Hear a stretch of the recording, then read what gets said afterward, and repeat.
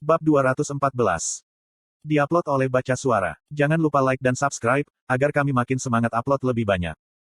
Grit dan Piaro berjalan berdampingan, sementara Blend dengan canggung mengikuti di belakang.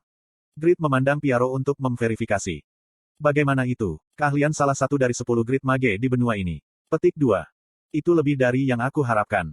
Secara mental, dia cukup kuat untuk menahan penindasanku. Jika dia menggunakan orb sebagai senjata, itu akan menjadi pertarungan yang sulit. Petik 2. Untuk Mage, staff adalah senjata dengan konsep risiko dan untung tinggi.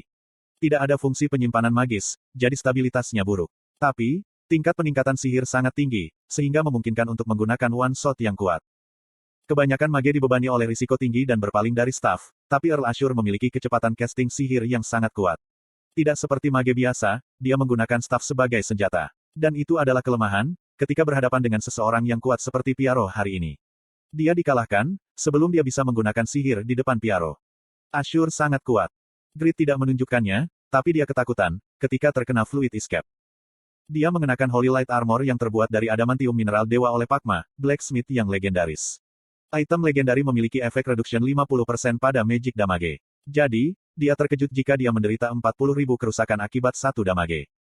Ashur menunjukkan damage yang lebih kuat daripada monster boss lainnya yang pernah aku lawan.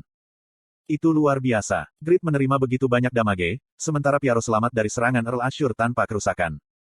Apakah dia sementara meningkatkan magic resistance-nya melalui operasi Ki? Grit diingatkan tentang perlindungan tubuh Ki, dari seni bela diri. Seberapa kuat Asmopel, sehingga kamu tidak bisa membalas dendam sendiri? Piaro meringis, ketika mendengar nama kotor itu. Sulit untuk menjangkau dia, daripada dia menjadi kuat. Tidak ada orang yang tidak tahu wajahku di Kekaisaran. Jika aku menginjakkan kaki di Kekaisaran, aku akan segera mati. Berhenti mengeluh. Siapa yang bisa membunuhmu dengan mudah? Bahkan jika kamu dikepung, tidak bisakah kamu menggunakan Destroy for Destiny untuk menjatuhkan mereka? Kamu tidak perlu khawatir, jika kamu bertarung seperti yang kamu lakukan saat melawan Ashur. Jika itu sangat sederhana, apakah aku akan bersembunyi selama 2 tahun terakhir?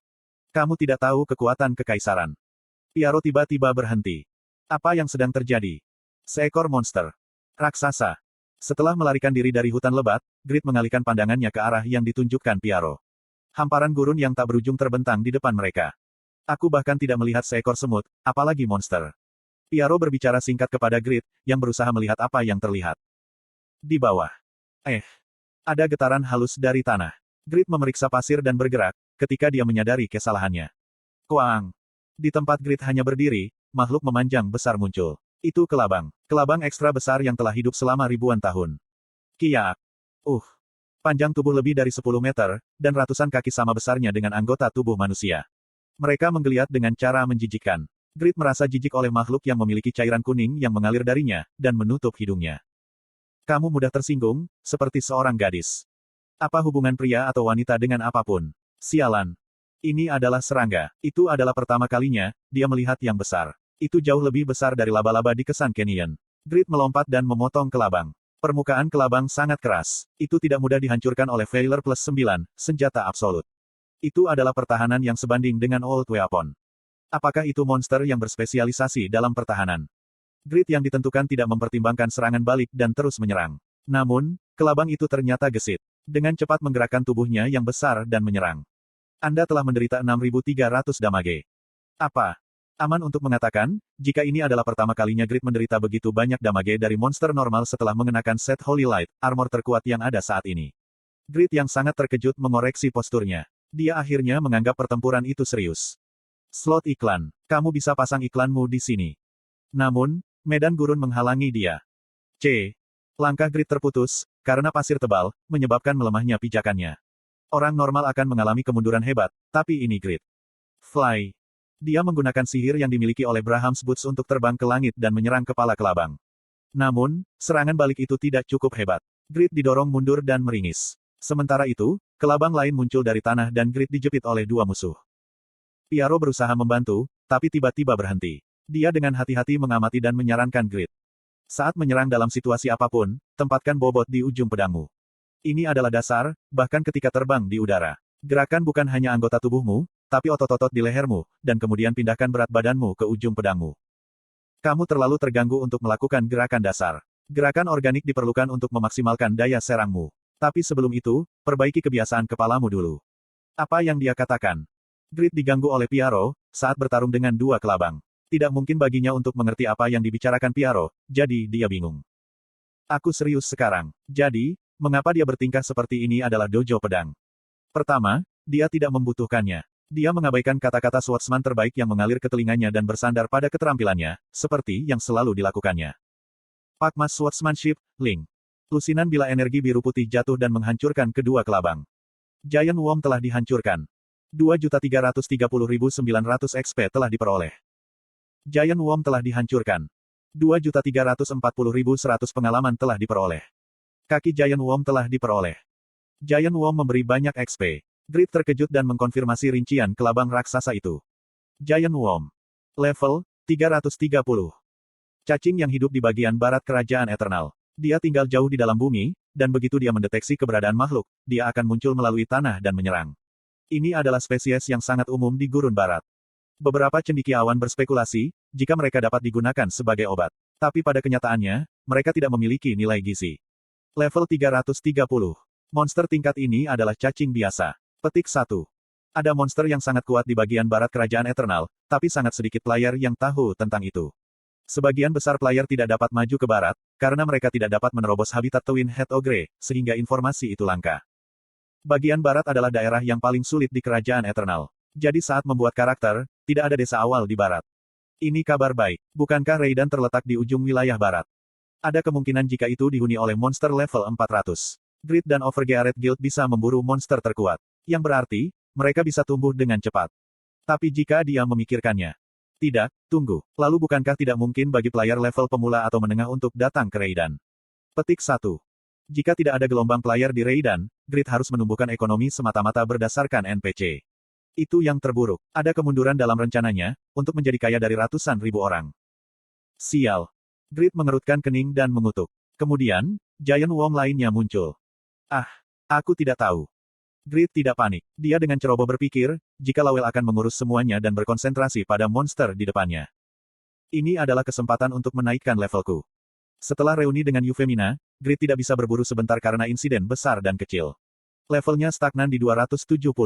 Jadi, dia senang untuk menaikkannya dengan berburu potongan XP ini. Aku akan mulai dengan sungguh-sungguh. Grid memeriksa status window-nya. Pada saat kompetisi nasional, dia level 253 dan memiliki 230 poin stat. Sekarang, dia level 270 dan memiliki 400 poin stat. Investasikan semua poin dalam agility. Dia mereferensikan statistik Piaro. Agility telah meningkat secara permanen sebesar 400. Agility-nya meningkat 400. Dengan kata lain, Grid telah meningkatkan agility-nya hingga 40 level, dan tubuhnya terasa lebih ringan. Dia mulai berburu Giant Worm dengan kecepatan cepat, dibandingkan dengan masa lalu. Piaro tetap di tanah dan terus-menerus menyarankan Grid di langit. Jika kamu memusatkan kekuatan lebih pada paha dan bokongmu, maka kecepatan maju tubuh bagian atasmu akan meningkat.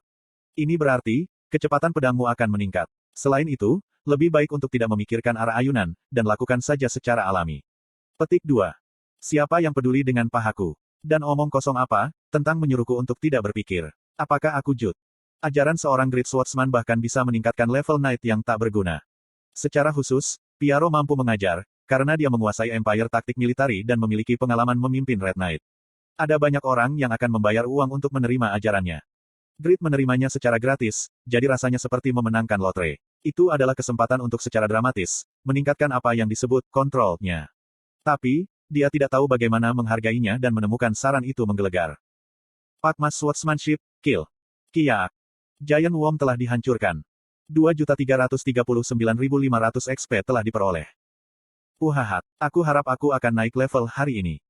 Pengukur XP Grid telah menumpuk banyak sebelum invasi golem, jadi itu sudah lebih dari 70%.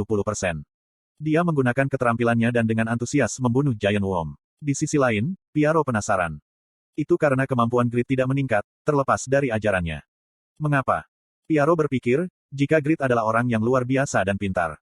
Buktinya adalah jika dia tidak segera mengeksekusi Earl Ashur, mengambil putranya sebagai sandera untuk menginjakan kaki di panggung politik.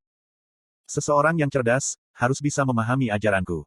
Jadi, mengapa keterampilannya tidak meningkat? Piaro bingung dan sampai pada suatu kesimpulan. Kebanggaan. Sebagai Pakmas Descendants, Grid ingin menolak ajaran orang lain selain Pakma.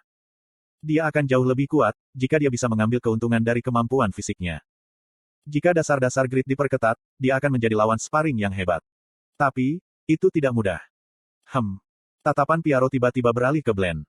Glenn berjuang sendirian di kejauhan melawan Giant Worm. Namun, keterampilannya telah meningkat secara dramatis dibandingkan ketika dia memburu para goblin bertanduk beberapa jam yang lalu. Dia telah menyerap ajaran Piaro melalui grit. Memang, singa-singa. Bakat langka. Dia adalah seorang jenius yang mewarisi kekuatan sihir ayahnya dan bakat dalam ilmu pedang. Piaro berpikir, jika dia harus mengajar Glenn dengan baik dalam beberapa hari, sebelum mereka tiba di Reidan. Unifit Ranking 1. Kraugel, Pendekar Putih.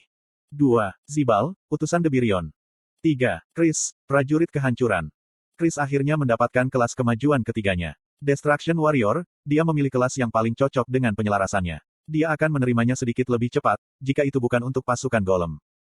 Sudah menjadi kebiasaan Kraugel untuk memeriksa peringkat dari waktu ke waktu. Melihat tren mereka yang mengejar dirinya, adalah dasar-dasarnya. Sekarang, dia telah berburu selama 15 jam tanpa henti. Jadi, dia mulai menyortir barang-barang di perfect inventory-nya. Dia menghitung barang-barang yang belum dihargai, barang-barang yang dibutuhkan untuk produksi dan quest, dan barang-barang sampah yang tersisa. Dan dia bisa mendapatkan lebih banyak, dari menjualnya ke NPC atau player. Setelah beberapa saat, Kraugel selesai mengatur barang-barangnya dan bangkit dari tempat ini. Kemudian, dia memeriksa daftar skill-nya dan membuat rencana. Aku telah meningkatkan level skill dari 2 gaya pedang ke tingkat intermediate. Jadi, aku harus menantangnya lagi. Kraugel yang memilih kelas ketiga Pendekar Putih, telah menyeberang dari barat ke benua timur. Tapi, dia tidak bisa sepenuhnya menangkapnya. Dia berjuang melawan penghalang tinggi dari benua timur untuk sementara waktu, dan mendapatkan titel baru dan terus menaikkan levelnya, menjadi lebih kuat. Tujuannya berikutnya adalah menyerang bagian timur dan selatan Kekaisaran Sahara, serta labirin di Orias, dan bagian barat Kerajaan Eternal. Setelah tinggal di benua barat untuk sementara waktu, dia sekali lagi akan menantang tanah yang belum dipetakan dari benua timur. Kraugel adalah seorang gamer sejati dan player peringkat 1, bermain game dengan gembira dan perencanaan yang matang. Itu jauh berbeda dari orang lain.